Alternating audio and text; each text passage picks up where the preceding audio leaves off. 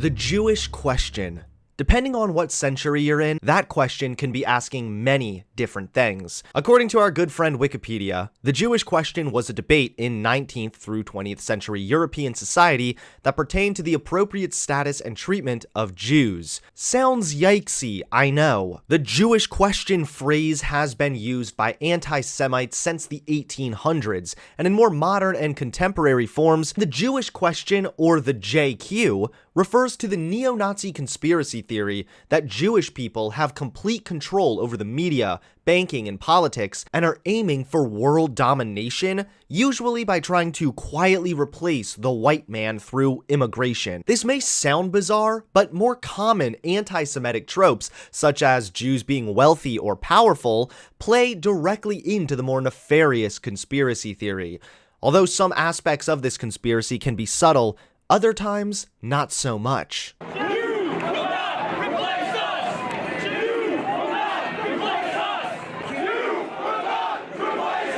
That's the way the Jews work. They are deceivers.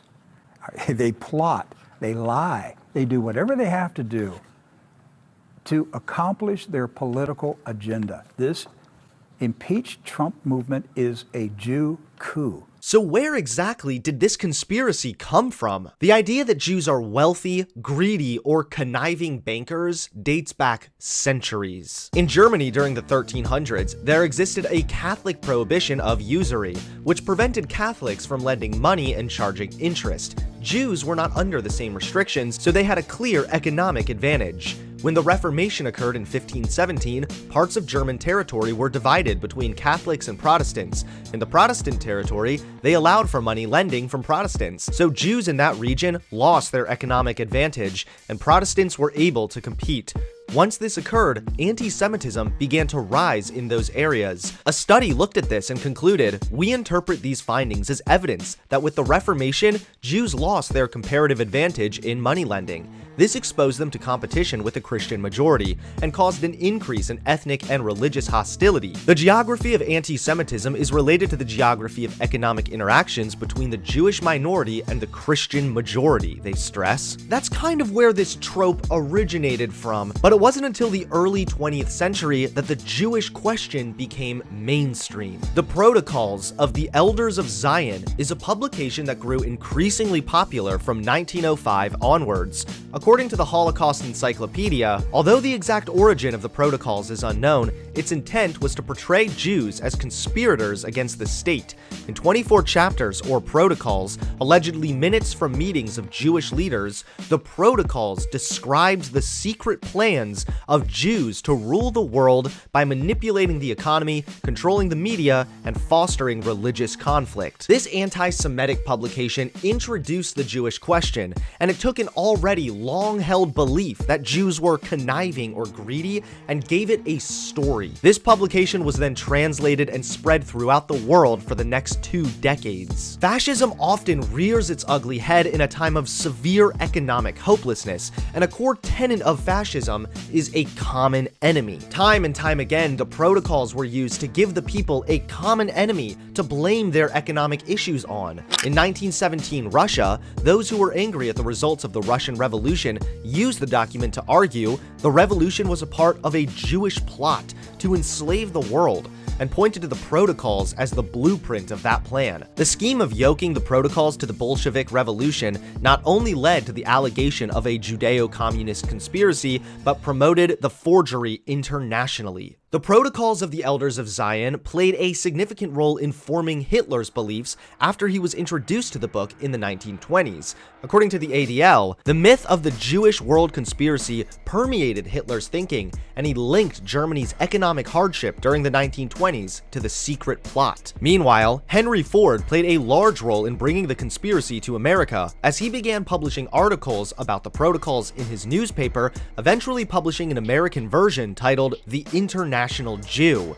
This was translated into 16 different languages, over 500,000 copies were circulated around the country, and Ford himself was praised by Adolf Hitler for his contribution to furthering the Jewish question conspiracy. Although the damage had been done, in 1921, the London Times provided conclusive proof revealing the Protocols of the Elders of Zion was partially plagiarized from a French satirist who didn't even mention Jews, with the remainder of the publication just being completely false. The Elders of Zion were not real, there was no secret meeting, and the entire purpose of the document was to incite hatred of Jews. If ever a piece of writing could produce mass hatred, it is this one.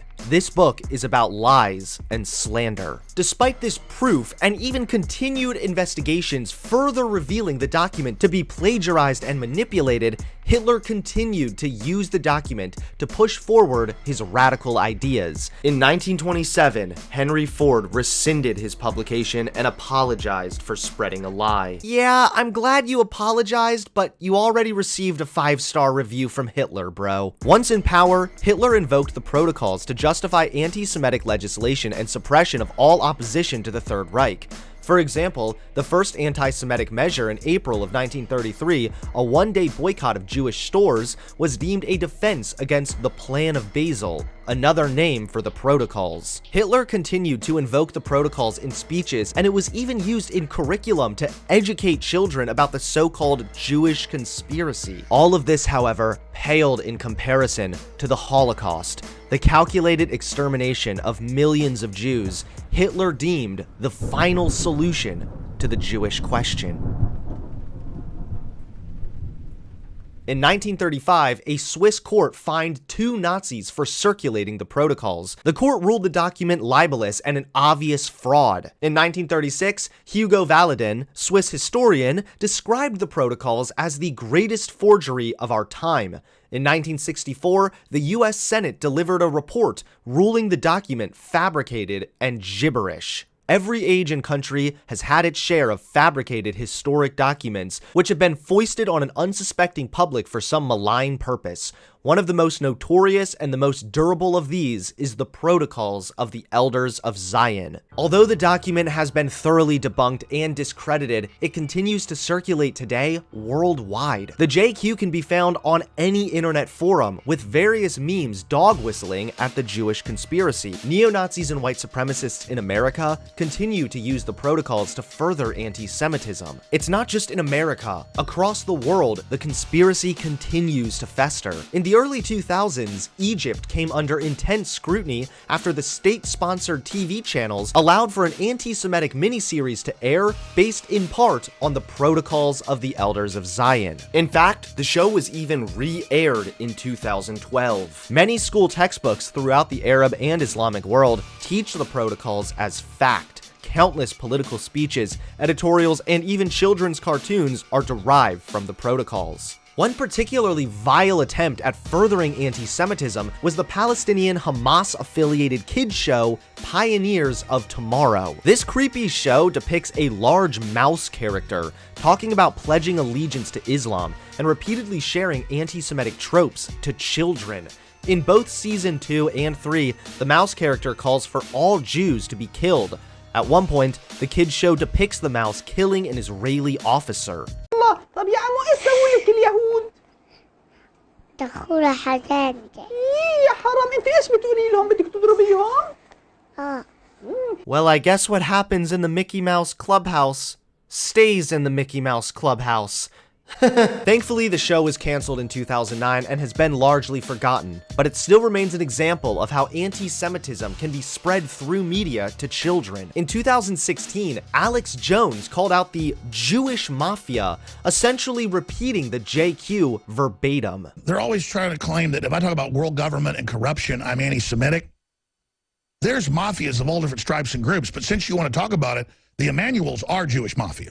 So there you go. But I mean, it's not the Jews are bad. It's just they are the head of the Jewish mafia in the United States.